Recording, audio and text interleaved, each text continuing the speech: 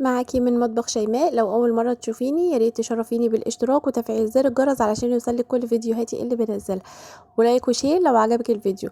اول اوردر معايا من بعد رمضان والعيد حبيت اشاركه معاكم.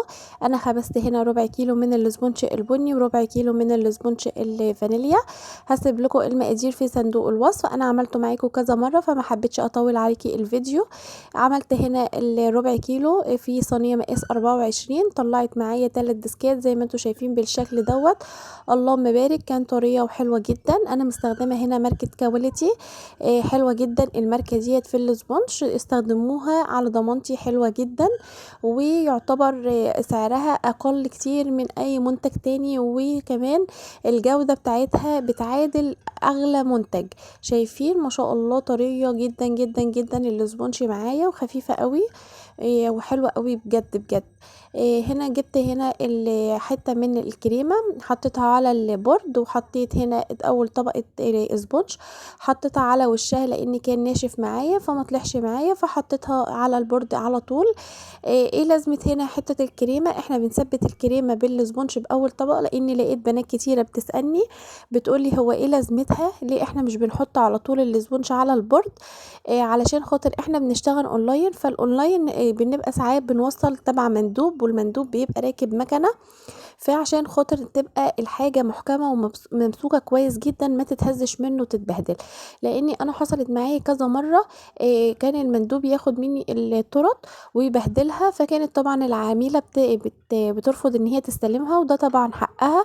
فكنت بشيل الغلط بتاع المندوب، مع ان المندوب المفروض اللي بيشيل غلطه، لان ساعات في مناديب كتير جدا بياخدوا الاوردر منك وبياخدوا اوردر من غيرك ومن غيرك، وايه وهو كسبان بقى ايه؟ ان هو ماشي في طريق واحد ويبوظ الشغل بتاع غيره. مفيش مشكلة بقى، المهم ان انا واخد الاوردرات وباخد كده فلوس وتمام والدنيا زي الفل. فبصراحة احنا المفروض ان احنا نشيل معانا المندوب، بس والله هم بيصعبوا عليا فما برضاش اقول هو ذنبه ايه ومش ذنبه ايه، وبشيل التكلفة لوحدي.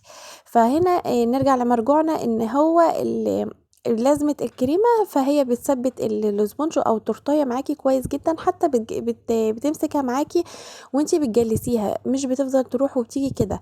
فحلوة جدا يعني، هي حاجة بسيطة بس يعني ليها عوامل كتيرة قوي، امان ليكي وكمان للتوصيل.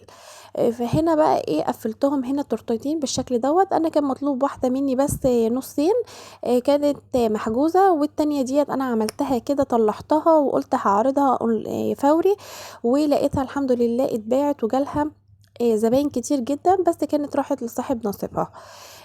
هنا قفلت بقى بالجزء الكريمة الفانيليا لان كانت الكريمة خلصت، فضربت تاني عملت هنا بالشوكولاتة، حطيت لها كاكاو وعملتها الجزئين بالشكل ده، وهقفلها كده. بحطهم بقى ايه ما بين الواحدة والتانية، بحطها في التلاجة شوية صغيرين كده بس عبال ما تشد وعبال ايه ما اطلع الجناش. انا طبعا عامله الجناش معاكم قبل كده، بحطه في الفريزر في برطمان، كان متشال معايا بقاله شهرين اتنين في الفريزر زي الفل، ما حصلوش اي حاجة.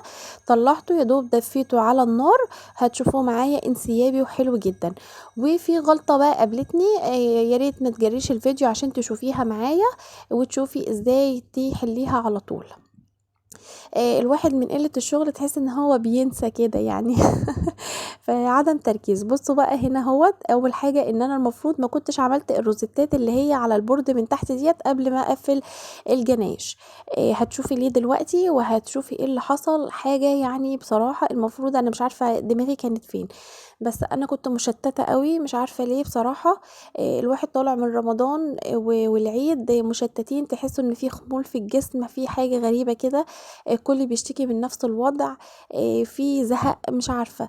ربنا يا رب يفك كرب على الكل يا رب، يا رب كده ويوسعها عليكم ويرزقكم من حيث لا تعلموا. اي حد ما فيش شغل معاه اليومين دولت ما تقلقوش، الجو مريح مع الكل. طلعي صدقة بسيطة خالص بنية ان ربنا يرزقك، وان شاء الله ربنا هيكرمك وهيبعتلك رزقك. بس هو الجو مريح مع الكل فما تقلقوش. انا لسه اول اوردر اعمله من بعد رمضان والعيد، وعادي خالص الواحد يعني الحمد لله ما بياخدش اكتر من نصيبه. هنا بقى بقى عملت بالشكل دوت. كان عندي بقى الفراولة والتفاح بس، ما لقيتش كيوي وما لقيتش فاكهة تانية احطها.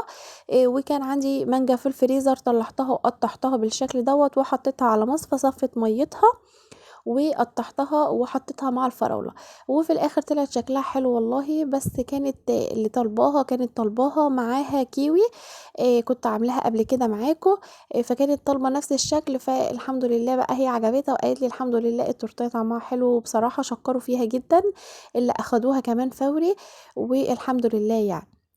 شايفين هنا بقى المشكلة اللي باقول لكم عليها، نزل إزاي الجناش وبهدل الدنيا على الروزيتات. إحنا المفروض بنحط الروزيتات بعد ما بنقفل الجناش عشان نداري كل الدفوهات اللي بتطلع من الجناش تحت ما بينه وما بين البورد.